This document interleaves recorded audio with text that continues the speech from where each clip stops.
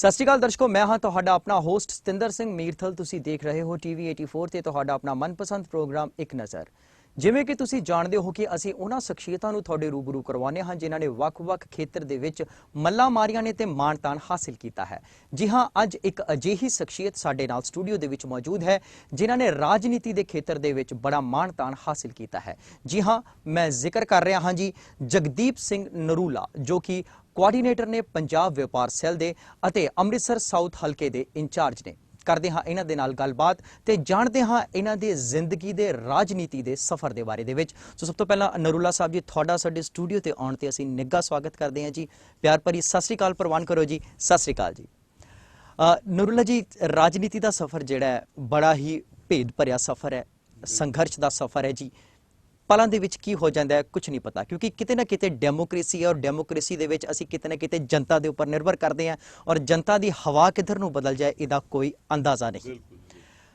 ਇਹ ਸਾਰੀਆਂ ਗੱਲਾਂ ਦੇ ਉੱਪਰ ਅਸੀਂ ਵਿਚਾਰ ਜਿਹੜਾ ਹੈ ਜ਼ਰੂਰ ਕਰਾਂਗੇ, ਪਰ ਉਸ ਤੋਂ ਪਹਿਲਾਂ ਅਸੀਂ ਜਾਣਨਾ ਚਾਹਾਂਗੇ ਕਿ ਜਿੰਨੇ ਵੀ ਅੱਜ ਤੱਕ ਲੀਡਰ ਜਾਂ MLA ਆਏ ਨੇ ਉਹਨਾਂ ਨੂੰ ਇਹ ਰਾਜਨੀਤੀ ਜਿਹੜੀ ਹੈ ਵਿਰਾਸਤ ਦੇ ਵਿੱਚ ਮਿਲੀ ਹੈ, ਜਾਂ ਕਹਿ ਲਈਏ ਵੀ ਉਹ ਜਮਾਂਦਰੂ ਰਈਸ ਸਨ, ਉਹਨਾਂ ਨੂੰ ਇਹ ਪਲੇਟ 'ਚ ਪਾਪ ਕਰਕੇ MLA ਜਾਂ ਮੇਅਰ ਦੀ ਜਾਂ ਕਿਸੇ ਨਾ ਕਿਸੇ ਤਰੀਕੇ ਦੀ ਕੋਈ MP ਦੀ ਜਿਹੜੀ ਡਿਗਰੀ ਹੈ ਜਾਂ ਅਹੁਦਾ ਜਿਹੜਾ ਮਿਲ ਗਿਆ।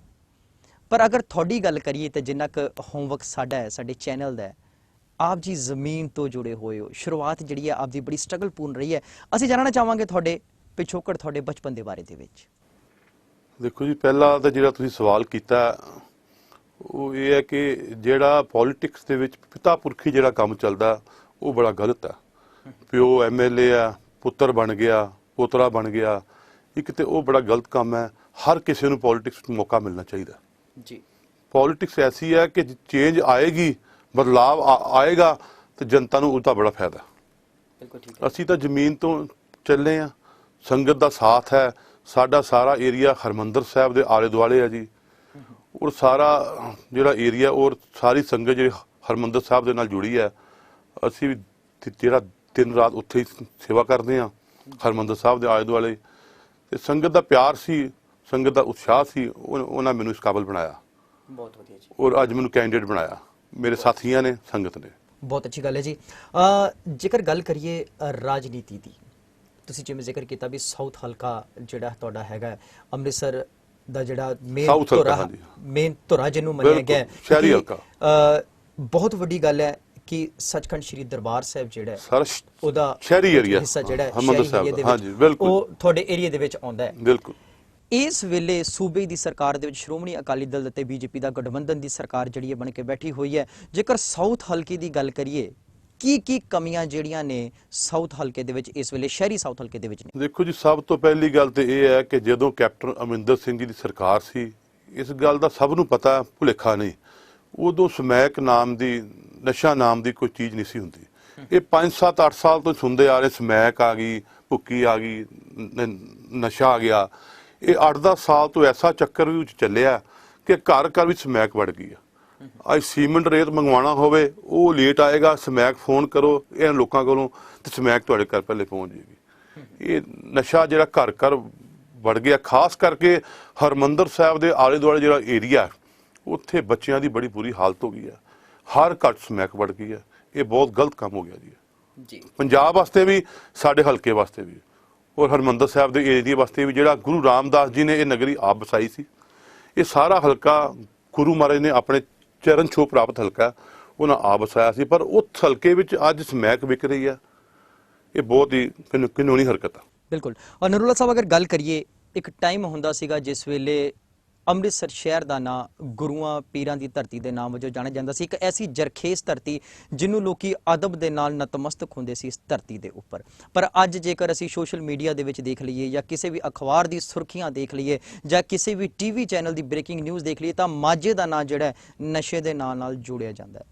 ਕੀ ਕਾਰਨ ਹੈ? ਇਹ ਨਸ਼ਾ ਕਿੱਥੋਂ ਆਇਆ? ਇਹਨੂੰ ਲਿਆਉਣ ਵਾਲੇ ਕੌਣ ਨੇ? ਦੇਖੋ ਜੀ, ਕਾਂਗਰਸ ਦੀ ਸਰਕਾਰ ਵਿੱਚ ਤਾਂ ਇਹ ਕੰਮ ਕਦੀ ਨਹੀਂ ਹੋਇਆ ਨਸ਼ੇ ਦਾ।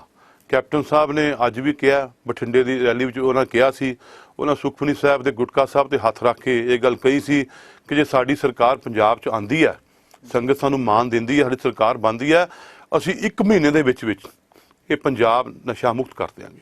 ਕੈਪਟਨ ਸਾਹਿਬ ਨੇ ਪਹਿਲਾ ਜਿਹੜਾ ਆਪਣਾ ਮੈਨੀਫੈਸਟੋ ਦੇ ਵਿੱਚ ਜਿਹੜੀ ਗੱਲ ਲਿਖੀ ਹੈ ਔਰ ਕਹੀ ਹੈ, ਲੱਖਾਂ ਲੋਕਾਂ ਦੇ ਇਕੱਠ ਵਿੱਚ ਇਹ ਗੱਲ ਕਹੀ ਹੈ ਕਿ ਜੇ ਸਾਡੀ ਸਰਕਾਰ ਬਣਦੀ ਹੈ ਤੇ ਪਹਿਲੇ ਮਹੀਨੇ ਵਿੱਚ ਅਸੀਂ 1 ਮਹੀਨੇ ਦੇ ਅੰਦਰ ਅੰਦਰ ਸਾਰਾ ਪੰਜਾਬ ਸਾਫ਼ ਕਰ ਦਿਆਂਗੇ, ਇਹ ਚਿੱਟਾ ਜਿਹੜਾ ਪੰਜਾਬ 'ਚ ਖਤਮ ਕਰ ਦਿਆਂਗੇ। ਬਿਲਕੁਲ ਜੀ, ਇਹ ਤਾਂ ਹੋਈ ਨਸ਼ੇ ਦੀ ਗੱਲ ਕਰਦੇ ਹਾਂ ਬੇਰੁਜ਼ਗਾਰੀ ਦੀ।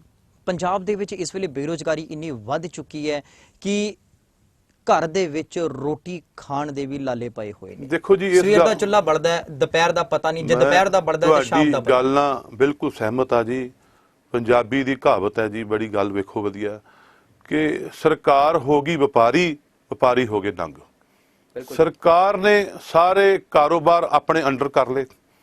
ਸਾਡੇ ਪੰਜਾਬ ਦੇ ਅੰਦਰ ਇੱਕ ਕੇਬਲ ਟੀਵੀ ਦੀ ਤਾਰ ਚੱਲਦੀ ਸੀ, ਉਹਦੇ ਨਾਲ 4-5 ਕਨੈਕਸ਼ਨ ਹਰ ਗਰੀਬ ਆਦਮੀ, ਕੋਈ ਮਾਂ ਪਿਓ ਨੇ, ਬੱਚੇ ਨੇ, ਆਪ ਹੈ, ਉਹ 4 ਤਾਰਾਂ ਜੋੜ ਕੇ ਤੇ 100-150 ਰੁਪਏ ਦਿੰਦੇ ਸੀ ਤੇ ਕਨੈਕਸ਼ਨ ਚਲਾ ਲੈਂਦੇ ਸੀ।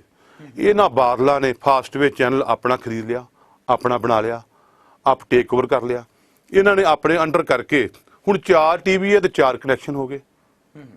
ਹੁਣ ਦੇਖੋ, ਜਿਹੜੀ ਗੱਲ ਹੈ ਮਹਿੰਗਾਈ ਦੀ ਜਾਂ ਬੇਰੁਜ਼ਗਾਰੀ ਦੀ ਗੱਲ ਇਹ ਹੈ ਕਿ ਪੰਜਾਬ ਵਿੱਚ ਹਰ ਵਪਾਰ, ਜਿਹੜੀ ਗੱਲ ਮੈਂ ਤੁਹਾਨੂੰ ਕਰ ਰਿਹਾ, ਹਰ ਵਪਾਰ, ਰੇਤ ਦੇਖ ਲਓ, ਬਜਰੀ ਦੇਖ ਲਓ, ਟਰਾਂਸਪੋਰਟ ਦੇਖ ਲਓ, ਸ਼ਰਾਬ ਦਾ ਕੰਮ ਦੇਖ ਲਓ, ਹਰ ਛੋਟੇ ਤੋਂ ਵੱਡਾ ਜਿਹੜਾ ਕਾਰੋਬਾਰ ਹੈ ਇਹਨਾਂ ਆਪ ਸੰਭਾਲ ਲਿਆ ਔਰ ਇਹਨਾਂ ਮਹਿੰਗਾਈ ਕਰਤੀ। ਤੁਸੀਂ ਅੱਜ ਦੇਖ ਲਓ, ਟਰਾਂਸਪੋਰਟ ਦੇਖ ਲਓ, ਰੇਤ ਬਜਰੀ ਦੇਖ ਲਓ, ਸ਼ਰਾਬ ਦਾ ਮਾਹੌਲ ਦੇਖ ਲਓ, ਹਰ ਚੀਜ਼ ਤੇ ਮਹਿੰਗਾਈ ਕਰਕੇ ਇਹਨਾਂ ਕਬਜ਼ਾ ਕਰ ਲਿਆ। ਵਪਾਰੀ ਬਣ ਗਏ। ਜਿਹੜਾ ਮਿਡਲ ਕਲਾਸ ਸੀ ਉਹ ਵਿਹਲਾ ਘਰ ਬਹਿ ਗਿਆ।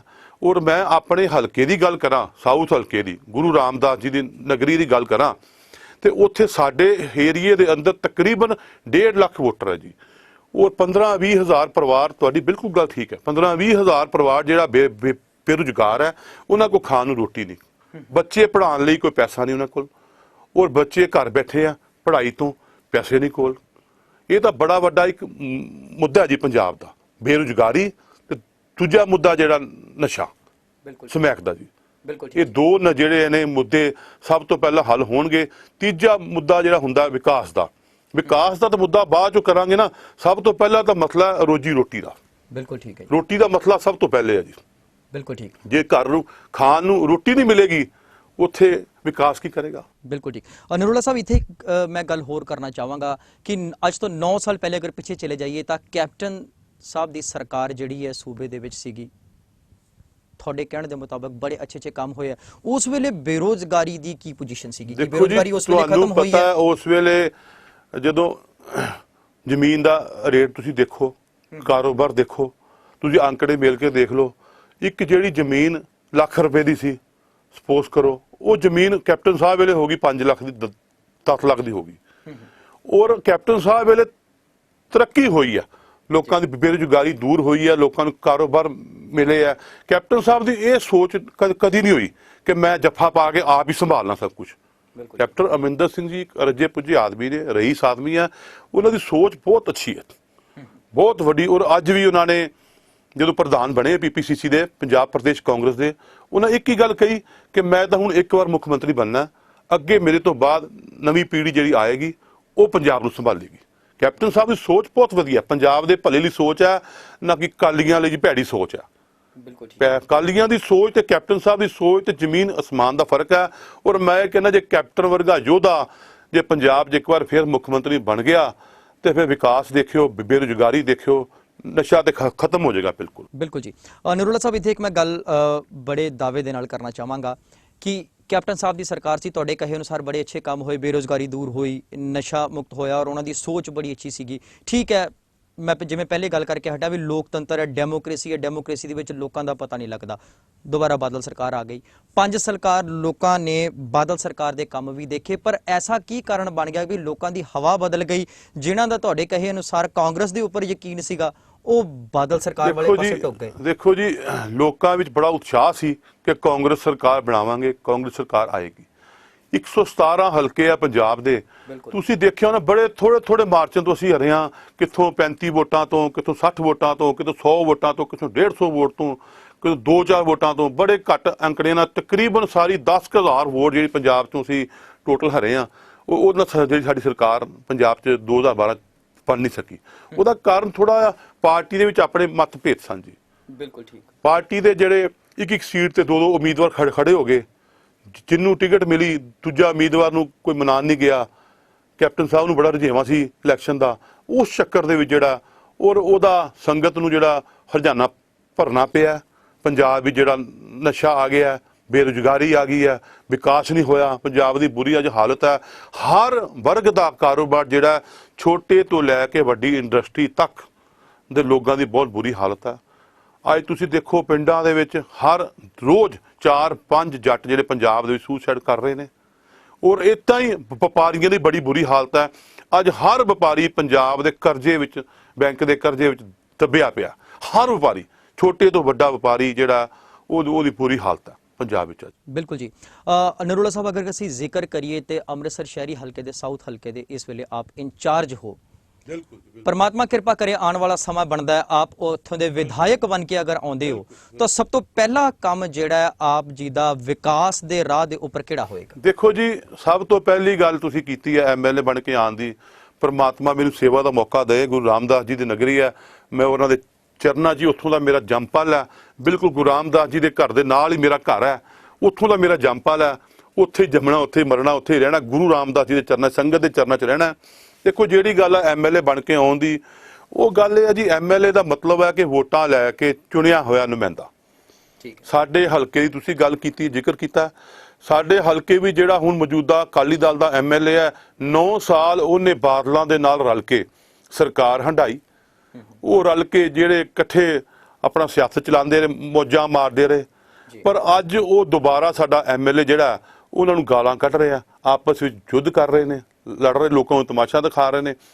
ਉਹ ਐਮਐਲਏ ਜਿਹੜਾ ਬਣ ਕੇ ਆਇਆ ਹੁਣ, ਅੱਜ ਉਦੋਂ ਕੀ ਹੈ ਕਿ 2-3 ਵਜੇ ਥੱਲੇ ਆਣਾ ਘਰੋਂ ਥੱਲੇ, ਤੇ ਲੋਕ ਉਡੀਕ ਰਹੇ 9 ਵਜੇ ਦੇ। ਲੋਕੀ ਆ ਕੇ ਬੈਠੇ 8 ਵਜੇ ਆਪਣਾ ਕੰਮ ਕਰਾਉਣ ਲਈ। ਐਮਐਲਏ ਸਾਹਿਬ 2 ਵਜੇ ਥੱਲੇ ਆ ਰਹੇ, ਕਿਸੇ ਨੇ ਕੰਮ ਕਰਾਉਣਾ ਨਹੀਂ ਕਰਾਉਣਾ, ਚਲੋ ਫੁਰ ਹੋ ਗਏ। ਐਮਐਲਏ ਦਾ ਕੰਮ ਇਹ ਹੈ ਕਿ ਸਵੇਰੇ ਤੜਕੇ ਸੂਰਜ ਚੜ੍ਹਨ ਦੇ ਨਾਲ ਥੱਲੇ ਸੰਗਤ 'ਚ ਆ ਕੇ ਬੈਠੇ, ਜੇ ਵੋਟਾਂ ਲੈਣੀਆਂ, ਚੁਣਿਆ ਹੋਇਆ ਨੁਮਾਇੰਦਾ। ਸਾਡੇ ਸਾਊਥ ਹਲਕੇ ਦਾ ਤੁਸੀਂ ਜ਼ਿਕਰ ਕੀਤਾ, ਇੱਥੇ ਸਰਦਾਰ ਪ੍ਰਿਥੀਪਾਲ ਸਿੰਘ ਰਹੇ ਨੇ, ਸਰਦਾਰ ਕਿਰਪਾਲ ਸਿੰਘ ਰਹੇ ਨੇ, ਮਨਿੰਦਰਜੀਤ ਸਿੰਘ ਬਿੱਟਾ ਜੀ ਰਹੇ ਨੇ। ਇਹੋ ਜਿਹੇ ਐਮਐਲਏ ਰਹੇ ਨੇ ਜਿਨ੍ਹਾਂ ਕੰਮ ਕਰਾ ਕੇ ਦਿਖਾਏ ਨੇ, ਚਾਹੇ ਉਹ ਜਨਤਾ ਦਲ ਦੇ ਨੇ, ਚਾਹੇ ਕਾਂਗਰਸ ਦੇ ਨੇ, ਕਿਸੇ ਵੀ ਪਾਰਟੀ ਨਾਲ ਸੰਬੰਧਿਤ ਹੋਣ, ਪਰ ਲੋਕਾਂ ਦੇ ਹਰਮਨ ਪਿਆਰੇ ਬਣੇ ਨੇ, ਲੋਕਪ੍ਰਿਯ ਬਣੇ ਨੇ। ਜੇ ਪ੍ਰਮਾਤਮਾ ਮੈਨੂੰ ਸੇਵਾ ਦਾ ਮੌਕਾ ਦੇਗਾ ਤੇ ਮੈਂ ਕੋਸ਼ਿਸ਼ ਕਰਾਂਗਾ ਕਿ ਮੈਂ ਸੰਗਤ ਦਾ ਹਰਮਨ ਪਿਆਰਾ, ਲੋਕਪ੍ਰਿਯ ਬਣਨ ਦੀ ਕੋਸ਼ਿਸ਼ ਕਰਾਂ। ਬਣਾਉਣਾ ਤਾਂ ਸੰਗਤ ਨੇ ਆ, ਮੈਂ ਤਾਂ ਆਪੇ ਬਣ ਨਹੀਂ ਜਾਣਾ। ਲੋਕਾਂ ਦਾ ਹਰਮਨ ਪਿਆਰਾ ਬਣਨ ਦੀ ਕੋਸ਼ਿਸ਼ ਕਰਾਂਗਾ। ਹਰਮਨ ਪਿਆਰਾ ਬਣਾਉਣਾ ਸੰਗਤ ਨੇ ਆ। ਦੇਖੋ, ਸਵੇਰੇ ਤੜਕੇ ਉੱਠ ਕੇ ਸੂਰਜ ਚੜ੍ਹਨ ਤੋਂ ਪਹਿਲਾਂ ਆਪਣੇ ਆਫਿਸ 'ਚ ਆ ਕੇ ਬੈਠੋ, ਆਪਣੀ ਗੱਦੀ ਤੇ ਆ ਕੇ ਬੈਠੋ, ਲੋਕਾਂ ਦੇ ਕੰਮ ਸਵਾਰੋ, ਦਿਨ ਰਾਤ ਸੰਗਤ ਦੇ ਵਿੱਚ ਰਹੋ, ਲੋਕਾਂ ਦੇ ਦੁੱਖ ਸੁੱਖ ਦੇ ਸਹਾਈ ਹੋਵੋ। ਇਹ ਨਹੀਂ ਕਿ ਚੋਣਾਂ ਜਿੱਤੀਆਂ, ਵੋਟਾਂ ਲਈਆਂ ਤੇ ਚੰਡੀਗੜ੍ਹ ਫੁਰ ਹੋ ਗਏ, ਦਿੱਲੀ ਫੁਰ ਚਲੇ ਗਏ, ਤੇ ਮਗਰ ਲੋਕਾਂ 'ਚ ਹਾਹਾਕਾਰ ਮਚੀ। ਦੇਖੋ, 9.5 ਸਾਲ ਹੋ ਗਏ ਆ ਸਾਊਥ ਹਲਕੇ ਦੇ ਵਿੱਚ ਕੋਈ ਸਾਰ ਲੈਣ ਵਾਲਾ ਕੋਈ ਨਹੀਂ, ਇਹ ਆਪਸ 'ਚ ਲੜੀ ਜਾਂਦੇ ਨੇ। ਬਿਲਕੁਲ ਠੀਕ। 9 ਸਾਲ 9.5 ਸਾਲ ਸਰਕਾਰ ਇਕੱਠੇ ਹੰਢਾਈ, ਹੁਣ ਉਹ ਤੇ ਇਲਜ਼ਾਮ ਲਾ ਰਿਹਾ, ਉਹ ਤੇ ਇਲਜ਼ਾਮ ਲਾ ਰਿਹਾ। ਇਹ ਲੋਕਾਂ ਨੂੰ ਬੇਵਕੂਫ ਬਣਾ ਰਹੇ ਨੇ। ਸੰਗਤ ਦਾ ਕੋਈ ਕਸੂਰ ਨਹੀਂ, ਲੋਕਾਂ ਦਾ ਕੋਈ ਕਸੂਰ ਨਹੀਂ। ਲੋਕਾਂ ਦੇ ਵੋਟਾਂ ਪਾਈਆਂ ਨੇ, ਲੋਕੀ ਮੰਗਦੇ ਕੰਮ।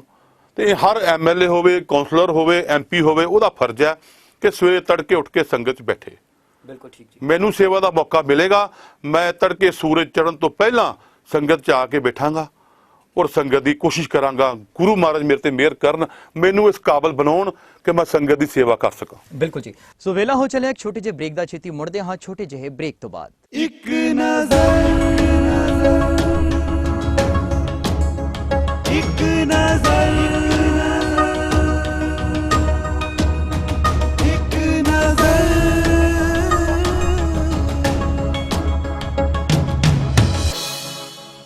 ਇੱਕ ਨਜ਼ਰ, ਇੱਕ ਨਜ਼ਰ, ਇੱਕ ਨਜ਼ਰ।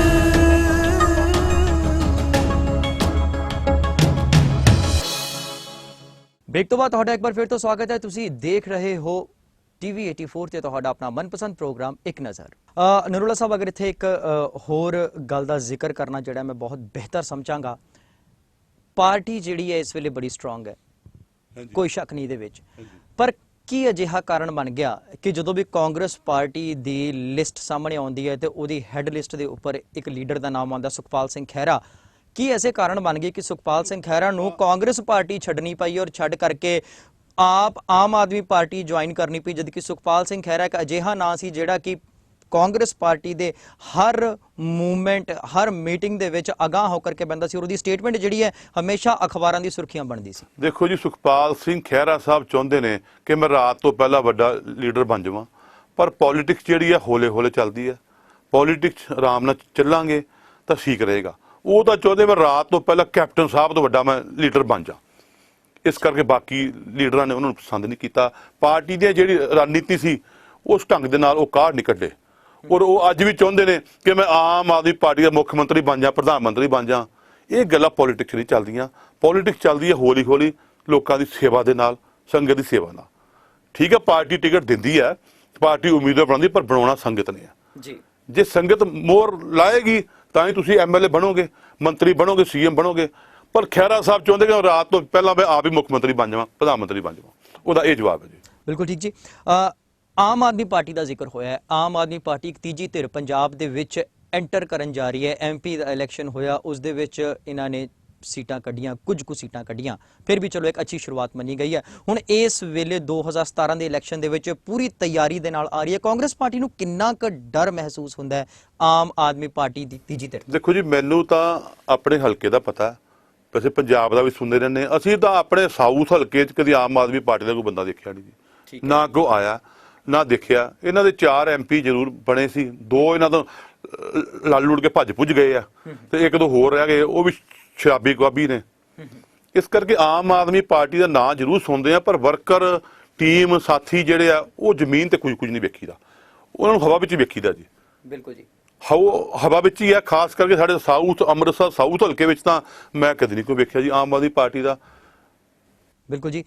ਨਰੂਲਾ ਸਾਹਿਬ, ਇੱਥੇ ਮੈਂ ਇੱਕ ਹੋਰ ਗੱਲ ਕਰਨਾ ਚਾਹਾਂਗਾ ਤੁਹਾਡੇ ਨਾਲ ਸਾਂਝੀ, ਕਿ ਜਦੋਂ ਵੀ ਇਲੈਕਸ਼ਨ ਆਉਂਦਾ ਹੈ, ਇਲੈਕਸ਼ਨ ਦੇ ਮੈਨੀਫੈਸਟੋ ਸਾਹਮਣੇ ਆਉਂਦੇ ਨੇ ਵੱਖ-ਵੱਖ ਪਾਰਟੀਆਂ ਦੇ, ਤੇ ਜੇਕਰ ਸ਼੍ਰੋਮਣੀ ਅਕਾਲੀ ਦਲ ਤੇ ਬੀਜੇਪੀ ਦੀ ਗੱਲ ਕਰੀਏ ਜਾਂ ਅੱਜ ਕੱਲ੍ਹ ਆਮ ਆਦਮੀ ਪਾਰਟੀ ਨੇ ਵੀ ਉਸ ਮੈਨੀਫੈਸਟੋ ਦੇ ਵਿੱਚ ਇੱਕ ਆਪਣੇ ਇਸ ਆਂਕੜੇ ਨੂੰ ਜੋੜਿਆ ਹੋਇਆ ਕਿ 1984 ਦੇ ਅਟੈਕ ਦੇ ਵਿੱਚ ਕਾਂਗਰਸ ਦਾ ਸਿੱਧਾ ਹੱਥ ਸੀਗਾ। ਜਦੋਂ ਵੀ ਇਲੈਕਸ਼ਨ ਦੀ ਗੱਲ ਹੁੰਦੀ ਹੈ, ਕਿਤੇ ਨਾ ਕਿਤੇ ਕਾਂਗਰਸ ਪਾਰਟੀ ਨੂੰ ਇਸ ਮੁੱਦਾ ਦਾ ਜਿਹੜਾ ਹੈ ਮੇਨ ਉਹ ਜਿਹੜਾ ਖਾਖਾ ਬਣਾ ਕਰਕੇ ਤਿਆਰ ਕਰਕੇ ਸਾਹਮਣੇ ਪੇਸ਼ ਕਰ ਦਿੰਦੇ ਨੇ। ਇਹਦੇ ਬਾਰੇ ਤੁਹਾਨੂੰ ਪਤਾ ਹੈ ਜੀ ਕਿ ਪ੍ਰਕਾਸ਼ ਸਿੰਘ ਬਾਦਲ ਪਰਿਵਾਰ ਇਹ ਝੂਠ ਦੀ ਪਟਾਰੀ ਹੈ, ਇਹਦੀ ਹਰ ਗੱਲ ਵਿੱਚ ਝੂਠ ਹੈ। ਬਾਦਲ ਸਾਹਿਬ ਨੂੰ ਜਦੋਂ ਇਲੈਕਸ਼ਨ ਆਉਂਦੀ ਹੈ 84 ਦਾ ਮੁੱਦਾ ਯਾਦ ਆ ਜਾਂਦਾ, ਪੰਜਾਬ ਦੇ ਪਾਣੀ ਯਾਦ ਆ ਜਾਂਦੇ ਆ, ਚੰਡੀਗੜ੍ਹ ਦਾ ਮੁੱਦਾ ਯਾਦ ਆ ਜਾਂਦਾ। ਜਦੋਂ ਤੱਕ 5 ਸਾਲ ਬੀਤਦੇ ਆ ਉਦੋਂ ਬਾਦਲ ਸਾਹਿਬ ਨੂੰ ਕੋਈ ਚੇਤਾ ਨਹੀਂ ਹੁੰਦਾ। ਬਾਦਲ ਸਾਹਿਬ ਬੜਾ ਲੜਦੇ ਸੀ ਕਿ ਕਿਸਾਨਾਂ ਵਾਸਤੇ, ਅੱਜ ਘਰ ਘਰ ਕਿਸਾਨ ਸੁਸਾਈਡ ਕਰ ਰਿਹਾ। ਇਹ ਤਾਂ ਬਾਦਲ ਸਾਹਿਬ ਢਕੁੰਜ ਹੈ ਜੀ ਕਿ ਹਰ ਵਾਰੀ ਚੋਣਾਂ ਦੇ ਵਿੱਚ 84 ਦਾ ਮੁੱਦਾ ਯਾਦ ਆ ਜਾਂਦਾ। ਕੈਪਟਨ ਸਾਹਿਬ ਵੀ ਸਿੱਖ ਨੇ, ਅਸੀਂ ਵੀ ਸਿੱਖ ਹਾਂ। ਜਦੋਂ ਸਰਕਾਰ ਸੀ ਕੈਪਟਨ ਸਾਹਿਬ ਉਦੋਂ ਅਕਾਲੀ ਦਲ ਵਿੱਚ ਸੀ, ਸਭ ਤੋਂ ਪਹਿਲਾਂ ਅਸਤੀਫਾ ਕੈਪਟਨ ਸਾਹਿਬ ਨੂੰ ਦਿੱਤਾ ਸੀ। ਗੱਲ ਤੇ ਦੇਖੋ, ਇਹ 84 ਦਾ ਮੁੱਦਾ ਕੇਵਲ ਤੇ ਕੇਵਲ ਬਾਦਲ ਸਾਹਿਬ ਨੂੰ ਇਲੈਕਸ਼ਨ 'ਚ ਹੀ ਯਾਦ ਹੁੰਦਾ, 5 ਸਾਲ ਉਹਨਾਂ ਨੂੰ ਯਾਦ ਨਹੀਂ ਹੁੰਦਾ। ਇਸ ਕਰਕੇ ਅਸੀਂ ਵੀ ਸਿੱਖ ਹਾਂ, ਗੁਰੂ ਰਾਮਦਾਸ ਜੀ ਦੇ ਭਗਤ ਹਾਂ, ਸੇਵਕ ਹਾਂ, ਉਹਨਾਂ ਦੇ ਜੋੜੇ ਬਰਦਾਰ ਹਾਂ, ਜੋੜੇ ਝਾੜਦੇ ਹਾਂ। ਬਾਕੀ ਐਸੀ ਕੋਈ ਗੱਲ ਨਹੀਂ। ਇਹ ਪ੍ਰਕਾਸ਼ ਸਿੰਘ ਬਾਦਲ ਜੀ ਦਾ ਇਹ ਢਕੁੰਜਾ ਜੀ ਹੈ। ਬਿਲਕੁਲ ਠੀਕ ਹੈ ਜੀ। ਨਰੂਲਾ ਸਾਹਿਬ, ਸਰਕਾਰੀ ਅਦਾਰਿਆਂ ਦੇ ਕੰਮਕਾਜ ਦੀ ਗੱਲ ਕਰੀਏ ਤਾਂ ਜੇਕਰ ਕੋਈ ਆਮ ਇਨਸਾਨ ਸਰਕਾਰੀ ਅਦਾਰਿਆਂ ਦੇ ਵਿੱਚ ਜਾਂਦਾ, ਚਾਹੇ ਉਹ ਕੋਈ ਡੀਸੀ ਆਫਿਸ ਹੋਵੇ, ਐਸਡੀਐਮ ਆਫਿਸ ਹੋਵੇ, ਮੈਂ ਵਿਸ਼ੇਸ਼ ਤੌਰ ਤੇ ਕਿਸੇ ਹਲਕੇ ਦੀ ਗੱਲ ਨਹੀਂ ਕਰ ਰਿਹਾ, ਮੈਂ ਕਿਸੇ ਸ਼ਹਿਰ ਦੀ ਗੱਲ ਨਹੀਂ ਕਰ ਰਿਹਾ, ਮੈਂ ਸਰਕਾਰੀ ਅਦਾਰੇ ਦੀ ਗੱਲ ਕਰ ਰਿਹਾ। ਡੈਜ਼ਿਗਨੇਸ਼ਨ ਮੈਂ ਆਪਣੇ ਸਵਾਲ ਦੇ ਵਿੱਚ ਇਸ ਕਰਕੇ ਜੋੜਿਆ ਕਿਉਂਕਿ ਸਵਾਲ ਹੈ, ਚਾਹੇ ਪੁਲਿਸ ਮਹਿਕਮਾ ਲਾ ਲਓ, ਆਮ ਇਨਸਾਨ ਨੂੰ ਜਦੋਂ ਉੱਥੇ ਜਾਣਾ ਪੈਂਦਾ ਆਪਣੀ ਮੁਸ਼ਕਲਾਂ ਨੂੰ ਰੱਖਣ ਦੇ ਲਈ, ਤੇ ਉਹ ਕਹਿੰਦੇ ਨੇ ਵੀ ਕਿਸੇ ਐਮਐਲਏ ਦਾ ਫੋਨ ਹੋਵੇ ਜਾਂ ਕਿਸੇ ਦੀ ਸਪੋਰਟ ਹੋਵੇ ਜਾਂ ਕਿਸੇ ਦਾ ਕੋਈ ਸਿਫਾਰਸ਼ੀ ਲੈਟਰ ਹੋਵੇ ਤਾਂ ਐਫਆਈਆਰ ਦਰਜ ਹੁੰਦੀਆਂ ਨੇ, ਕਿਸੇ ਦਾ ਕੋਈ ਸਿਫਾਰਸ਼ੀ ਲੈਟਰ ਜਾਂ ਸਿਫਾਰਸ਼ੀ ਫੋਨ ਹੋਵੇ ਤਾਂ ਉਹਨਾਂ ਦੇ ਕੰਮ ਜਿਹੜੇ ਨੇ ਸਰਕਾਰੀ ਅਦਾਰਿਆਂ ਦੇ ਵਿੱਚ ਹੁੰਦੇ ਨੇ। ਇਹ ਇਸ ਘਪਲੇਬਾਜ਼ੀ, ਧਾਂਦਲੇਬਾਜ਼ੀ ਦੇ ਬਾਰੇ ਤੁਸੀਂ ਕੀ ਕਹਿਣਾ ਚਾਹੋਗੇ? ਇਹ ਜਿਹੜਾ ਕੰਮ ਹੈ ਜੀ, ਇਹ ਹੁਣ ਹੀ 8-10 ਸਾਲ 'ਚ ਹੀ ਹੋਇਆ। ਪਹਿਲਾਂ ਕੈਪਟਨ ਸਰਕਾਰ ਵੇਲੇ ਕਾਂਗਰਸ ਕਦੀ ਇਹ ਕੰਮ ਨਹੀਂ ਹੋਇਆ। ਅੱਗੇ ਅੱਛੇ ਸੂਝਵਾਨ ਬੁੱਧੀਜੀਵੀ ਜਿਹੜੇ ਅਫਸਰ ਹੁੰਦੇ ਸੀ ਉਹ ਲਗਾਏ ਜਾਂਦੇ ਸੀ। ਹੁਣ ਤਾਂ ਗੁੰਡਾ ਰਾਜ ਆ, ਕੋਈ ਲੋਕਤੰਤਰ ਰਾਜ ਨਹੀਂ ਰਿਹਾ, ਗੁੰਡਾਗਰਦੀ ਆ। ਇਹ ਆਪਣੇ ਪਿਆਦੇ ਜਿਹੜੇ ਆ ਚੁੱਕ ਕੇ ਲਗਾ ਦਿੰਦੇ ਨੇ। ਇੱਕ ਬੰਦਾ ਸਿਪਾਹੀ ਆ, ਉਹਨੂੰ ਇੰਸਪੈਕਟਰ ਬਣਾ ਕੇ ਲਾਤਾ। ਇੱਕ ਬੰਦਾ ਨੈਬ ਤਹਿਸੀਲਦਾਰ ਆ, ਉਹਨੂੰ ਤਹਿਸੀਲਦਾਰ ਬਣਾ ਕੇ ਲਾਤਾ, ਔਰ ਉਹਨਾਂ ਕੋਲ ਮਹੀਨੇ ਲੈਂਦੇ ਨੇ ਜੀ। ਇਹ ਸਾਰੀ ਸਰਕਾਰ ਜਿਹੜੀ ਹੈ ਅਕਾਲੀ ਦਲ ਦੀ ਸਰਕਾਰ ਹੈ, ਇਹਨਾਂ ਨੇ ਆਪਣੇ ਬੰਦੇ ਲਾਏ ਨੇ, ਠੱਗੀਆਂ ਮਾਰਦੇ ਨੇ, ਝੂਠੇ ਪਰਚੇ ਦਿੰਦੇ ਨੇ। ਮੈਂ ਅੱਗੇ ਵੀ ਤੁਹਾਨੂੰ ਇੱਕ ਬੇਨਤੀ ਕੀਤੀ ਹੈ ਕਿ ਜਦੋਂ ਸਰਦਾਰ ਕਿਰਪਾਲ ਸਿੰਘ ਪ੍ਰਿਥੀਪਾਲ ਸਿੰਘ ਸਾਊਥ ਹਲਕੇ ਸੀ, ਉਸ ਟਾਈਮ ਤੇ ਕਦੀ ਕੋਈ ਜ਼ਮੀਨਾਂ ਦੇ ਕਬਜ਼ੇ ਨਹੀਂ ਹੋਏ। MS ਬਿੱਟਾ ਜੀ ਵੀ ਰਹੇ ਨੇ ਸਾਊਥ ਹਲਕੇ 'ਚ, ਕਦੀ ਕੋਈ ਜ਼ਮੀਨਾਂ ਦੇ ਕਬਜ਼ੇ ਨਹੀਂ ਹੋਏ, ਕਦੀ ਕੋਈ ਝੂਠੇ ਪਰਚੇ ਨਹੀਂ ਹੋਏ। ਅੱਜ 200-250 ਪਰਿਵਾਰ, ਮੈਂ ਕਹਿਣ ਨੂੰ ਗੁਰੇਜ਼ ਨਹੀਂ ਕਰਾਂਗਾ ਜੀ, ਕਿ 200-250 ਪਰਿਵਾਰ ਦਾ ਬੱਚਾ ਝੂਠੇ ਪਰਚਿਆਂ ਦੇ ਵਿੱਚ ਸਾਊਥ ਹਲਕੇ ਤੋਂ ਜੇਲ੍ਹਾਂ 'ਚ ਸੜ ਰਿਹਾ, ਝੂਠੇ ਪਰਚਿਆਂ 'ਚ। ਜਦੋਂ ਤੁਸੀਂ ਮੈਨੂੰ ਕਹੋਗੇ ਮੈਂ ਐਂਕਰ ਤੁਹਾਨੂੰ ਦੇ ਦਿਆਂਗਾ, ਪਰਿਵਾਰ ਦਾ ਨਾਂ ਦੇ ਦਿਆਂਗਾ, ਔਰ ਉਹ ਸਾਰੇ ਪਰਿਵਾਰਾਂ ਦੇ ਜਿਹੜੇ ਬੱਚੇ ਝੂਠੇ ਪਰਚਿਆਂ, ਜਿਹੜਾ ਬੱਚਾ MLA ਨਾਲ ਵੇਹ ਰਿਹਾ ਜਾਂ ਅਕਾਲੀ ਦਲ ਦੇ ਉਲਟ ਬੋਲਿਆ, ਉਹ ਤੇ ਝੂਠਾ ਪਰਚਾ ਦਿੱਤਾ, ਉਹਨੂੰ ਅੰਦਰ ਦੇ ਦਿੱਤਾ। ਉਹ ਸਾਰੇ ਪੁਲਿਸ ਅਫਸਰ ਇਹਨਾਂ ਦੇ ਆਪਣੇ ਲਾਏ ਹੋਏ ਨੇ, ਸਾਰਾ ਐਡਮਿਨਿਸਟ੍ਰੇਸ਼ਨ ਜਿਹੜੀ ਹੈ ਸਾਰੀ ਇਹਦੀ ਆਪਣੀ ਲਾਈ ਹੋਈ ਹੈ। ਇਸ ਕਰਕੇ ਜੇ ਇਹੋ ਜਿਹੇ ਅਫਸਰ ਲਾਣਗੇ, ਇਹੋ ਜਿਹੇ ਭੈੜੇ ਅਫਸਰ ਅੰਸ ਲਿਆ ਕੇ ਲਾਣਗੇ, ਤੇ ਪੰਜਾਬ ਦੀ ਸੰਗਤ ਦਾ ਸਾਊਥ ਹਲਕੇ ਦਾ ਇਹੀ ਹਾਲ ਹੋਏਗਾ। ਲੋਕ ਝੂਠੇ ਪਰਚੇ ਅੰਦਰ ਹੋਣਗੇ, ਲੋਕ ਕੰਮ ਕਰਾਉਣ ਜਾਣਗੇ, ਪੈਸੇ ਦੇਣੇ ਪੈਣਗੇ ਜੀ।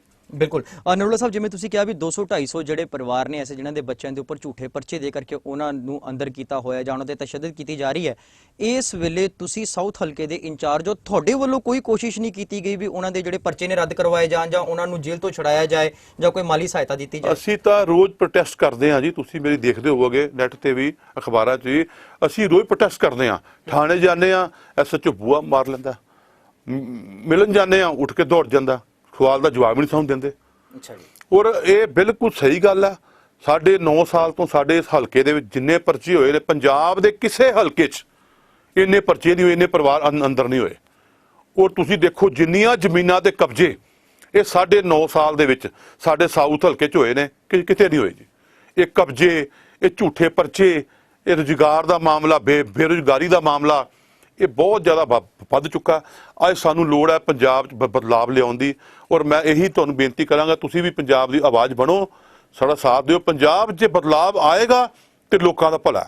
ਜੇ ਇਹੀ ਹਾਲਤ ਰਹੀ, ਲੋਕਾਂ ਨੇ ਫਿਰ ਇੱਕ ਵਾਰੀ ਸਰਕਾਰ ਲਿਆਂਦੀ, ਸਰਕਾਰ ਦੀ ਹਾਲਤ, ਕਿਉਂਕਿ ਤੁਸੀਂ ਦੇਖਿਆ ਹੀ ਹੈ, ਮੇਰੇ ਕਹਿਣ ਦੀ ਤਾਂ ਲੋੜ ਨਹੀਂ, ਜੋ ਇਸ ਵੇਲੇ ਪੰਜਾਬ ਦੀ ਹਾਲਤ ਹੈ, ਬਿਲਕੁਲ ਜੀ, ਬਿਲਕੁਲ ਪੰਜਾਬ ਦੀ ਹਾਲਤ ਬੜੀ ਬੱਤਰ ਹੈ ਇਸ ਵੇਲੇ। ਬਹੁਤ ਬੱਤਰ। ਪੰਜਾਬ ਵਿੱਚ ਇਸ ਵੇਲੇ ਬਹੁਤ ਲੋੜ ਹੈ ਚੰਗੇ ਇਨਸਾਨ ਆਉਣ ਦੀ, ਔਰ ਮੈਂ ਸਮਝਦਾ ਕਿ ਜੇ ਕੈਪਟਨ ਅਮਰਿੰਦਰ ਸਿੰਘ ਜੀ ਅੱਜ ਪੰਜਾਬ 'ਚ ਆਉਣਗੇ ਤੇ ਪੰਜਾਬ 'ਚ ਖੁਸ਼ਹਾਲੀ ਵਧੇਗੀ, ਬੇਰੁਜ਼ਗਾਰੀ ਦੂਰ ਹੋਏਗੀ। ਬਿਲਕੁਲ ਜੀ।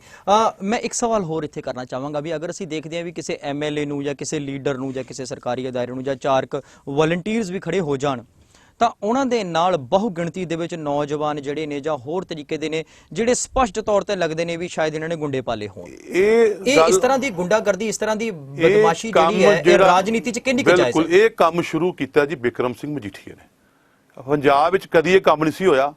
ਤੁਸੀਂ ਪਿਛਲਾ ਇਤਿਹਾਸ ਫੋਲ ਲਓ, ਜਿਹੜੀ ਵੀ ਸਰਕਾਰ ਰਹੀ ਹੈ, ਚੰਗੇ ਚੰਗੇ ਲੋਕ, ਦਾੜੀਆਂ ਵਾਲੇ ਬਜ਼ੁਰਗ ਲੋਕ ਨਾਲ ਚੱਲਦੇ ਸੀ। ਉਹ ਜਦੋਂ ਬਿਕਰਮ ਸਿੰਘ ਮਜੀਠੀਆ ਮਾਝੇ 'ਚ ਆਇਆ, ਹੁਣ ਇਹਦੇ ਹੀ MLA ਨੇ ਕਿਹਾ ਬੁਲਾ ਰਹੀਏ ਨੇ ਕਿ ਕੋਈ ਜਰਨੈਲ ਜਰੂਰ ਨਹੀਂਗਾ, ਕੁਛ ਨਹੀਂਗਾ। ਹੁਣ ਉਹੀ ਇਹਦੇ ਖਿਲਾਫ ਬੋਲ ਰਿਹਾ ਨਾ, ਉਪਕਾਰ ਸਿੰਘ ਸੰਧੂ ਇਹਦੇ ਖਿਲਾਫ ਬੋਲ ਰਿਹਾ, ਜਿਹਨੂੰ ਬਿਕਰਮ ਸਿੰਘ ਮਜੀਠੀਆ ਪ੍ਰਧਾਨ ਬਣਾਇਆ ਸੀ, ਜਿਹਨੂੰ CPS ਬਣਾਇਆ, MLA ਬਣਾਇਆ, ਉਹੀ ਉਹਨਾਂ ਦੇ ਖਿਲਾਫ ਬੋਲ ਰਹੇ ਨੇ। ਇਸ ਕਰਕੇ ਇਹ ਜਿਹੜਾ ਗੁੰਡਾ ਰਾਜ ਸ਼ੁਰੂ ਹੋਇਆ, ਇਹ ਹੁਣ ਹੀ ਸ਼ੁਰੂ ਹੋਇਆ। ਪਹਿਲਾਂ ਅੱਜ ਤੱਕ ਇਤਿਹਾਸ ਵਿੱਚ ਕਦੀ ਨਹੀਂ ਹੋਇਆ। ਚੰਗੇ ਚੰਗੇ ਲੋਕ ਸਨ, ਚੰਗੇ ਵੋਟਰ ਸੀ, ਔਰ ਸਪੋਰਟਰ ਵੀ ਚੰਗੇ ਸੀ। ਸਪੋਰਟਰ ਜਿਹੜੇ MLA ਨੂੰ ਸਪੋਰਟ ਕਰਦੇ ਸੀ, ਚੰਗੇ ਢੰਗ ਨਾਲ ਚੋਣਾਂ ਹੁੰਦੀਆਂ ਸੀ, ਮਤਦਾਨ ਹੁੰਦੇ ਸੀ। ਹੁਣ ਤਾਂ ਗੁੰਡਾ ਰਾਜ ਚੱਲ ਰਿਹਾ ਜੀ। ਇਸ ਵੇਲੇ ਮੰਡੀਰ ਇਕੱਠੀ ਕਰ ਲਈ ਹੈ, ਔਰ ਪਤਾ ਹੀ ਨਹੀਂ ਕਿਹੜੇ ਹਲਕੇ ਦੇ ਮੁੰਡੇ ਆ ਜਾਂਦੇ ਨੇ ਇਲੈਕਸ਼ਨ ਵੇਲੇ, ਕਿਹੜੇ ਵੋਟਰ ਆ ਜਾਂਦੇ ਨੇ। ਇਹ ਕੰਮ ਬਿਲਕੁਲ ਸਰਾਸਰ ਗਲਤ ਹੈ ਜੀ। ਇਹ ਕੈਪਟਨ ਸਾਹਿਬ ਆਉਣਗੇ ਤਾਂ ਹੀ ਭਲਾ ਹੋਊਗਾ, ਇਹ ਗੁੰਡਾ ਰਾਜ ਤਾਂ ਹੀ ਖਤਮ ਹੋਏਗਾ, ਔਰ ਹੋਣਾ ਵੀ ਚਾਹੀਦਾ। ਇਹ ਜਿਹੜਾ ਮੁੰਡਿਆਂ ਖੁੰਡਿਆਂ ਵਾਲਾ ਕੰਮ ਹੈ, ਮੁੰਡਿਆਂ ਦਾ ਅੱਜ ਕੰਮ ਹੈ ਜੀ, ਦੇਖੋ ਕਿ ਪੜ੍ਹਾਈ ਕਰਨ, ਰੁਜ਼ਗਾਰ ਕਰਨ, ਮਾਪਿਆਂ ਨੂੰ 4 ਪੈਸੇ ਕਮਾ ਕੇ ਦੇਣ। ਬਿਲਕੁਲ ਠੀਕ ਹੈ। ਤੁਸੀਂ ਦੇਖਿਆ ਕਿ ਕਈ ਕੇਸਾਂ ਦੇ ਵਿੱਚ ਮਜੀਠੀਆ ਸਾਹਿਬ ਦੇ ਵੀ ਸਮੈਕ ਦੇ ਉਹਨਾਂ ਤੇ ਦਾਗ ਲੱਗੇ ਨੇ। ਕਈ ਗੁੰਡੇ ਤੁਸੀਂ ਪਿੱਛੇ ਦੇਖਿਆ, ਛੇਟੇ ਵੀ ਇੱਕ ਕੁੜੀ ਦਾ ਕੋਈ ਕੇਸ ਸੀ, ਉੱਥੇ ਵੀ ਕੁੜੀ ਗੋਲੀ ਮਾਰਤੀ, ਉਹ ਵੀ ਮਜੀਠੀਆ ਦਾ ਬੰਦਾ ਸੀ। ਇਹ ਜਿਹੜੇ ਗੁੰਡੇ ਜਿੰਨੇ ਵੀ ਅਨਸਰ ਨੇ ਨਾ ਅੰਮ੍ਰਿਤਸਰ ਜਾਂ ਪੰਜਾਬ ਦੇ ਵਿੱਚ, ਇਹ ਸਾਰੇ ਬਿਕਰਮ ਸਿੰਘ ਮਜੀਠੀਆ ਦੀ ਛੈਤ ਚੱਲ ਰਹੇ ਨੇ। ਬਿਲਕੁਲ ਜੀ। ਅਗਰ ਇਸ ਵੇਲੇ ਗੱਲ ਕਰੀਏ ਸਾਊਥ ਹਲਕੇ ਦੀ, ਅੰਮ੍ਰਿਤਸਰ ਸ਼ਹਿਰੀ ਸਾਊਥ ਹਲਕੇ ਦੀ, ਜਿਵੇਂ ਤੁਸੀਂ ਕਿਹਾ ਕਿ ਕੁਝ ਹਿੱਸਾ ਦਰਬਾਰ ਸਾਹਿਬ ਦਾ ਜਿਹੜਾ ਹੈ ਉਹ ਸਾਊਥ ਏਰੀਆ ਦੇ ਵਿੱਚ ਆਉਂਦਾ ਹੈ। ਅਸੀਂ ਕੁਝ ਹਿੱਸੇ ਦੀ ਨਹੀਂ ਗੱਲ ਕਰਦੇ, ਐਜ਼ ਅ ਬੀਇੰਗ ਸਿੱਖ ਅਸੀਂ ਗੱਲ ਕਰੀਏ ਤਾਂ ਸਾਡੇ ਸੇਵਾ ਦੇ ਭਾਵ ਦੇ ਨਾਲ ਅਗਰ MLA ਬਣਦੇ ਹੋ ਤਾਂ ਦਰਬਾਰ ਸਾਹਿਬ ਦੀ ਸੁੰਦਰਤਾ ਦਿੱਖ ਦੇ ਲਈ ਤੁਹਾਡੇ ਕੀ ਕੰਮ ਹੋਣਗੇ? ਦੇਖੋ ਜੀ, ਅੱਗੇ ਵੀ ਜਿਹੜਾ ਹੋਇਆ ਵਿਕਾਸ ਹੋਇਆ ਹਰਮੰਦਰ ਸਾਹਿਬ ਦੇ ਚਾਰ ਸਵੇਰੇ, ਉਹ ਸਾਰਾ ਪੈਸਾ ਡਾਕਟਰ ਮਨਮੋਹਨ ਸਿੰਘ ਜੀ ਨੇ ਭੇਜਿਆ ਸੀ ਤੇ ਸਾਡੀ ਤੇ ਰਿਹਾਇਸ਼ ਵੀ ਉੱਥੇ ਆ ਜੀ। ਬੜੇ ਬੜੇ ਹਲਕਿਆਂ ਤੋਂ ਲੋਕ ਉੱਤੋਂ ਦੀ ਆ ਜਾਂਦੇ, ਪੈਰਾਸ਼ੂਟ ਰਾਹੀਂ ਮੈਨੂੰ ਟਿਕਟ ਦਿਓ, ਮੈਨੂੰ ਟਿਕਟ ਦਿਓ। ਮੈਂ ਤਾਂ ਇਹ ਬੇਨਤੀ ਕਰਨੀ ਚਾਹੁੰਦਾ ਸਾਰਿਆਂ ਨੂੰ ਕਿ ਹਮੇਸ਼ਾ ਹਲਕੇ ਦੇ ਅੰਦਰ ਉੱਥੋਂ ਦੇ ਵਸਨੀਕ ਕੈਂਡੀਡੇਟ ਨੂੰ ਟਿਕਟ ਦਿਓ। ਬਿਲਕੁਲ ਜੀ। ਜਿਹੜਾ ਹਲਕੇ 'ਚ ਰਵੇ, ਹਲਕੇ ਦੀ ਗਲੀ ਗਲੀ ਚੱਪੇ ਚੱਪੇ ਨੂੰ ਜਾਣਦਾ ਹੋਵੇ, ਘਰ ਘਰ ਬੱਚੇ ਨੂੰ ਜਾਣਦਾ ਹੋਵੇ, ਉਹ ਲੋਕਾਂ ਦਾ ਭਲਾ ਵੀ ਕਰੇ ਤੇ ਵਿਕਾਸ ਵੀ ਕਰਾਵੇ। ਹਰਮੰਦਰ ਸਾਹਿਬ ਦੇ ਆਲੇ ਦੁਆਲੇ ਦੇਖੋ, ਜਿਹੜਾ ਜਿੰਨਾ ਵੀ ਕੰਮ ਹੋਇਆ ਉਹ ਕੈਪਟਨ ਸਾਹਿਬ ਨੇ ਕਰਾਇਆ ਸੀ ਤੇ ਡਾਕਟਰ ਮਨਮੋਹਨ ਸਿੰਘ ਜੀ ਨੇ ਕਰਾਇਆ ਸੀ। ਔਰ ਅੱਜ ਵੀ ਜੇ ਸਾਡੀ ਸਰਕਾਰ ਬਣਦੀ ਆ, ਪੂਰੀ ਕੋਸ਼ਿਸ਼ ਕਰਾਂਗੇ ਜੀ। ਉਹ ਪੰਜਾਬ ਕੋਲੋਂ, ਪੰਜਾਬ ਸਰਕਾਰ ਕੋਲ ਪੈਸੇ ਲਿਆ ਕੇ ਗੁਰੂ ਰਾਮਦਾਸ ਜੀ ਦੇ ਚਰਨਾਂ ਵਿੱਚ ਪੈਸੇ ਲਾਵਾਂਗੇ ਜੀ। ਬਿਲਕੁਲ ਜੀ, ਹਲਕਾ ਸਵਾਰਾਂਗੇ ਜੀ। ਮੈਂ ਇੱਥੇ ਜ਼ਿਕਰ ਕਰਨਾ ਚਾਹਾਂਗਾ ਗੁਰਪ੍ਰਤਾਪ ਸਿੰਘ ਟਿੱਕਾ ਜੀ, ਜੋ ਕਿ ਇਸ ਵੇਲੇ ਸਾਊਥ ਹਲਕੇ ਦੇ ਵਿੱਚ ਆਪਣੀ ਪ੍ਰਧਾਨਗੀ ਦੀ ਜਿਹੜੀ ਸੇਵਾਵਾਂ ਨਿਭਾ ਰਹੇ ਨੇ। ਉਹਨਾਂ ਨੇ ਜ਼ਿਕਰ ਕੀਤਾ ਸੀਗਾ ਵੀ ਕਈ ਕਰੋੜ ਜਿਹੜੇ ਨੇ ਸਾਊਥ ਹਲਕੇ ਦੇ ਲਈ ਸ਼੍ਰੋਮਣੀ ਅਕਾਲੀ ਦਲ ਬੀਜੇਪੀ ਨੇ ਦਿੱਤੇ ਨੇ। ਜਿਹੜੇ ਅਪਰੋਚੇਬਲ ਸੜਕਾਂ ਨੇ ਉੱਥੋਂ ਤੱਕ ਉਹਨਾਂ ਦੀ ਮੁਰੰਮਤ ਕੀਤੀ ਜਾ ਰਹੀ ਹੈ। ਸੰਗਤਾਂ ਦੀ ਰਿਹਾਇਸ਼ ਦੇ ਲਈ ਬੜਾ ਅੱਛਾ ਕੰਮ ਕੀਤਾ ਜਾ ਰਿਹਾ ਹੈ। ਜਿਹੜੀ ਮਾਰਕੀਟ ਸੀਗੀ ਉਹਨੂੰ ਤੁੜਵਾ ਕਰਕੇ ਉੱਥੇ ਫਾਊਂਟੇਨ ਲਗਾਏ ਗਏ ਨੇ, ਅੱਛੇ ਸੁੰਦਰ ਪਾਰਕ ਬਣਾਇਆ ਗਿਆ। ਸੋ ਕਿਤੇ ਨਾ ਕਿਤੇ ਵਿਕਾਸ ਦੀ ਗੱਲ ਕਰੀਏ ਤੇ ਸ਼੍ਰੋਮਣੀ ਅਕਾਲੀ ਦਲ ਦੁਆਰਾ ਉਹਨਾਂ ਦੇ ਕਹੇ ਅਨੁਸਾਰ ਵਿਕਾਸ ਹੋ ਰਿਹਾ ਹੈ। ਦੇਖੋ ਜੀ, ਮੈਂ ਤਾਂ ਕਿਤੇ ਵਿਕਾਸ ਵੇਖਿਆ ਨਹੀਂ ਜੀ, ਕਿਤੇ ਫਾਊਂਟਨ ਚੱਲਦੇ ਵੇਖਿਆ ਨਹੀਂ ਜੀ, ਮੈਂ ਤਾਂ ਸੜਕਾਂ ਕਿਤੇ ਵੇਖੀਆਂ ਨਹੀਂ। ਤੁਸੀਂ ਸਾਊਥ ਹਲਕੇ ਦੇ ਵਿੱਚ ਇੱਕ ਸੁਲਤਾਨਵਿੰਡ ਪਿੰਡ ਦਾ ਏਰੀਆ, ਤੁਸੀਂ ਉੱਥੇ ਜਾ ਕੇ ਦੇਖੋ, ਸੜਕ ਨਾਮ ਦੀ ਕੋਈ ਚੀਜ਼ ਹੀ ਨਹੀਂ। ਦੇਖੋ, ਨਾ ਉੱਥੇ ਰਾਤ ਨੂੰ ਬੱਤੀ ਹੈ ਜੀ, ਨਾ ਉੱਥੇ ਸੀਵਰੇਜ ਪ੍ਰਣਾਲੀ ਹੈ। ਸੀਵਰੇਜ ਕਹਿੰਦੇ ਪਾ ਰਹੇ ਆ, ਸਾਨੂੰ ਤੇ ਨਜ਼ਰ ਨਹੀਂ ਆ ਰਿਹਾ ਜੀ। ਨਾ ਪਾਣੀ, ਨਾ ਸੀਵਰੇਜ, ਨਾ ਸੜਕਾਂ, ਨਾ ਲਾਈਟ। ਔਰ ਉੱਥੇ 6-6 ਫੁੱਟ ਚੌੜੀਆਂ ਸੜਕਾਂ ਨੇ ਜੀ, ਗਲੀਆਂ ਨੇ, 2-2 ਫੁੱਟ ਦੀਆਂ ਨਾਲੀਆਂ, ਪਾਣੀ ਉੱਤੇ ਤਰ ਰਿਹਾ ਜੀ। ਬਿਲਕੁਲ ਜੀ, ਉਹ ਮੈਂ ਇੱਥੇ ਸੁਲਤਾਨਵਿੰਡ ਤੁਹਾਡੀ ਮੇਰੀ ਗੱਲ ਪੂਰੀ ਹੋਣ ਜੀ। ਸੁਲਤਾਨਵਿੰਡ ਪਿੰਡ ਦੇ ਹਲਕੇ ਦੇ ਵਿੱਚ ਲੋਕ ਨਰਕ 'ਚ ਰਹਿ ਰਹੇ ਆ ਜੀ। ਸੜਕ ਨਾਮ ਦੀ ਉੱਥੇ ਕੋਈ ਚੀਜ਼ ਨਹੀਂ। ਇਹ ਸਭ ਝੂਠ ਹੈ ਜੀ। ਪੈਸੇ ਪਾਸ ਕਰਤੇ, ਪੈਸੇ ਆਣਗੇ ਤੇ ਪੈਸੇ ਲੱਗਣਗੇ ਹਲਕੇ 'ਚ। ਸਰਕਾਰ ਤੇ ਨੰਗ ਹੋ ਗਈ ਆ, ਸਰਕਾਰ ਕੋਲੇ ਤਨਖਾਹ ਦੇਣ ਨੂੰ ਪੈਸੇ ਨਹੀਂ ਹੈਗੇ। ਟਿੱਕਾ ਜੀ ਕਹਿ ਰਹੇ ਨੇ ਕਿ 203 ਕਰੋੜ ਰੁਪਈਆ ਜਿਹੜਾ ਹੈ ਪੰਜਾਬ ਸਰਕਾਰ ਨੇ ਕੇਵਲ ਤੇ ਕੇਵਲ 33,000 ਪਾਪੂਲੇਸ਼ਨ ਜੋ ਸੁਲਤਾਨਵਿੰਡ ਦੀ ਹੈ ਉਹਦੇ ਲਈ ਸੈਂਕਸ਼ਨ ਕੀਤਾ, ਔਰ ਆਉਣ ਵਾਲੇ 1 ਮਹੀਨੇ ਦੇ ਵਿੱਚ ਜਿਹੜਾ ਉੱਥੇ ਕੰਮ ਸ਼ੁਰੂ ਹੋ ਜਾਏਗਾ ਸੀਵਰੇਜ ਔਰ ਸੜਕਾਂ ਦਾ। ਸੈਂਕਸ਼ਨ ਤੇ ਕੀਤਾ ਹੈ ਜੀ, ਇਹਨਾਂ ਤੇ ਹਜ਼ਾਰਾਂ ਕਰੋੜ ਸੈਂਕਸ਼ਨ ਕੀਤੇ ਨੇ ਪੰਜਾਬ ਵਾਸਤੇ ਜੀ। ਤਨਖਾਹਾਂ ਦੇਣ ਵਾਸਤੇ ਇਹਨਾਂ ਕੋਲ ਪੈਸੇ ਨਹੀਂ ਹੈਗੀ। ਆਏ ਦਿਨ ਹਰ ਮਹਿਕਮਾ ਹੜਤਾਲ ਤੇ ਬਹਿ ਜਾਂਦਾ। ਪੰਜਾਬ ਸਰਕਾਰ ਦੇ ਨੰਗ ਹੋਈ ਹੈ ਜੀ। ਆਏ ਦਿਨ ਹਰ ਡਿਪਾਰਟਮੈਂਟ, ਕੋਈ ਵੀ ਡਿਪਾਰਟਮੈਂਟ ਦੇਖ ਲਓ, ਹਰ ਡਿਪਾਰਟਮੈਂਟ ਬਾਹਰ ਬਹਿ ਜਾਂਦਾ, ਆ ਕੇ ਹੜਤਾਲ ਤੇ ਬਹਿ ਜਾਂਦਾ। ਤਨਖਾਹਾਂ ਦੇਣਗੇ, ਵਿਕਾਸ ਕਰਾਉਣਗੇ। ਇਹ ਬਿਲਕੁਲ ਸਰਾਸਰ ਝੂਠ ਹੈ ਜੀ। ਕੋਈ ਪੈਸਾ ਨਹੀਂ ਲੱਗ ਰਿਹਾ ਹਲਕੇ ਦੇ ਵਿੱਚ। ਸਾਊਥ ਹਲਕੇ ਦੇ ਵਿੱਚ ਕੋਈ ਪੈਸਾ ਨਹੀਂ ਲੱਗ ਰਿਹਾ, ਕੋਈ ਡਿਵੈਲਪਮੈਂਟ ਨਹੀਂ ਹੋ ਰਹੀ। ਉਹ ਉੱਥੇ ਘਰ ਬੈਠੇ ਸੁਖਬੀਰ ਜੀ ਨੇ, ਬਾਦਲ ਸਾਹਿਬ ਨੇ ਪਾਸ ਕਰਤਾ, ਬਸ ਪਾਸ ਹੀ ਕੀਤਾ ਬਸ, ਹੋਰ ਵਿਕਾਸ ਕੋਈ ਨਹੀਂ ਕੀਤਾ ਜੀ। ਵਿਕਾਸ ਦੇਖਣ ਲਈ ਤੁਸੀਂ ਆਪ ਹਲਕੇ ਜਾਓ, ਹਲਕਾ ਦੇਖੋ। ਹਲਕਾ ਖੜਾ, ਹਲਕਾ ਮੈਂ ਤਾਂ ਚੁੱਕ ਕੇ ਨਹੀਂ ਕਿਤੇ ਲੈ ਗਿਆ। ਹਲਕੇ ਦੀਆਂ ਗਲੀਆਂ, ਨਾਲੀਆਂ, ਸੜਕਾਂ ਦੇਖੋ, ਹਲਕੇ ਦੇ ਬਾਜ਼ਾਰ ਦੇਖੋ, ਉੱਥੇ ਹਾਲਾਤ ਦੇਖੋ ਕੀ ਨੇ। ਔਰ ਗੋਡੇ ਗੋਡੇ ਕੂੜੇ ਦੇ ਢੇਰ ਲੱਗੇ ਨੇ। ਹਰਮੰਦਰ ਸਾਹਿਬ ਦੇ ਇਲਾਕੇ ਦਾ ਏਰੀਆ, ਉਹ ਦੇਖੋ ਕੂੜੇ ਦੇ ਢੇਰ ਲੱਗੇ ਆ।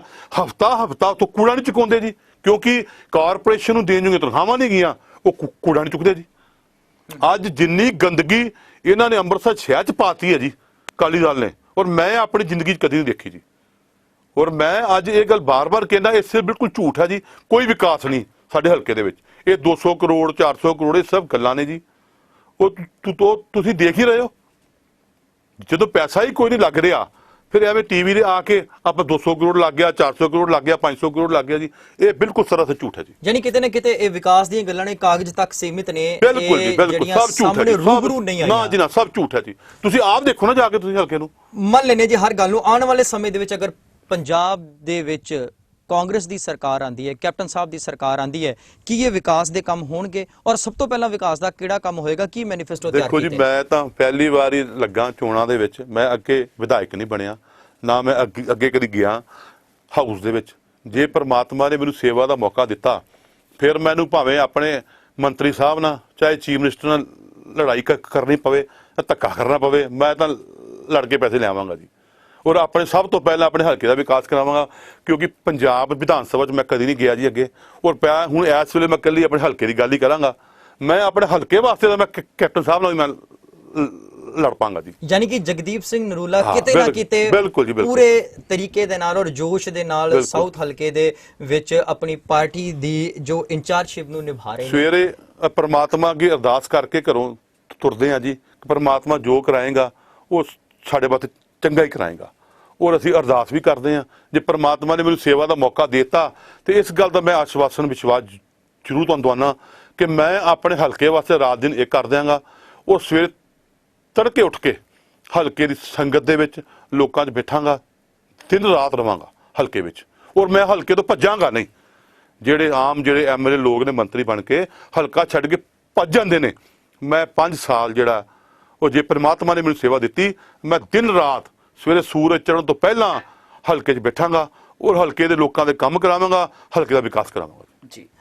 ਸੋ ਇਹ ਸਨ ਜਗਦੀਪ ਸਿੰਘ ਨਰੂਲਾ ਜੀ, ਜਿਨ੍ਹਾਂ ਨੇ ਬਹੁਤ ਵਧੀਆ ਔਰ ਬੇਬਾਕ ਤਰੀਕੇ ਦੇ ਨਾਲ ਆਪਣੀ ਗੱਲ ਸਾਹਮਣੇ ਰੱਖੀ ਔਰ ਕਿਹਾ ਕਿ ਜੇਕਰ ਆਉਣ ਵਾਲੇ ਇਲੈਕਸ਼ਨ ਦੇ ਵਿੱਚ ਪਰਮਾਤਮਾ ਨੇ ਚਾਹਿਆ, ਅਗਰ ਇਹਨਾਂ ਨੂੰ ਮੌਕਾ ਮਿਲਿਆ ਤੇ ਇਹ ਆਪਣੇ ਹਲਕੇ ਦੇ ਵਿਕਾਸ ਦੇ ਲਈ ਦਿਨ ਰਾਤ ਇੱਕ ਕਰ ਦੇਣਗੇ। ਔਰ ਜਿੱਥੇ ਇਹਨਾਂ ਨੇ ਇਹ ਗੱਲ ਕਹੀ ਹੈ ਕਿ ਮੀਡੀਆ ਵੀ ਇਹਨਾਂ ਦਾ ਸਾਥ ਦੇ, ਤਾਂ ਮੈਂ ਇਹ ਗੱਲ ਆਪਣੇ ਦਰਸ਼ਕਾਂ ਨੂੰ ਕਲੀਅਰ ਕਰ ਦੇਣਾ ਚਾਹੁੰਦਾ ਕਿ ਮੀਡੀਆ ਜਨਤਾ ਦਾ ਤੁਹਾਡਾ ਪ੍ਰਤੀਨਿਧੀ ਹੈ, ਜੋ ਕਿ ਤੁਹਾਡੀ ਗੱਲ ਸਰਕਾਰ ਤੱਕ ਪਹੁੰਚਾਉਂਦਾ ਹੈ, ਅਥਾਰਟੀ ਤੱਕ ਪਹੁੰਚਾਉਂਦਾ ਹੈ। ਸੋ ਇਹ ਤਾਂ ਹੁਣ ਆਉਣ ਵਾਲਾ ਸਮੇਂ ਦੱਸੇਗਾ ਕਿ ਸੂਬੇ ਦੇ ਵਿੱਚ ਕਿਹਦੀ ਸਰਕਾਰ ਆਉਂਦੀ ਹੈ। ਸੋ ਫਿਲਹਾਲ ਨਰੂਲਾ ਸਾਹਿਬ, ਤੁਹਾਡਾ ਸਾਡੇ ਸਟੂਡੀਓ ਤੇ ਆਉਣ ਤੇ ਸਾਡੇ ਨਾਲ ਆਪਣੇ ਹਲਕੇ ਦੇ ਬਾਰੇ ਦੇ ਵਿੱਚ, ਕਾਂਗਰਸ ਸਰਕਾਰ ਦੇ ਬਾਰੇ ਦੇ ਵਿੱਚ ਜਿੰਨੀਆਂ ਵੀ ਗੱਲਾਂ ਨੇ ਸਾਰੀਆਂ ਸਾਂਝੀਆਂ ਕਰਨ ਦੇ ਲਈ ਬਹੁਤ ਧੰਨਵਾਦ ਜੀ। ਪਿਆਰ ਭਰੀ ਸਤਿ ਸ਼੍ਰੀ ਅਕਾਲ ਕਬੂਲ ਕਰੋ ਜੀ। ਸਤਿ ਸ਼੍ਰੀ ਅਕਾਲ। ਇੱਕ ਨਜ਼ਰ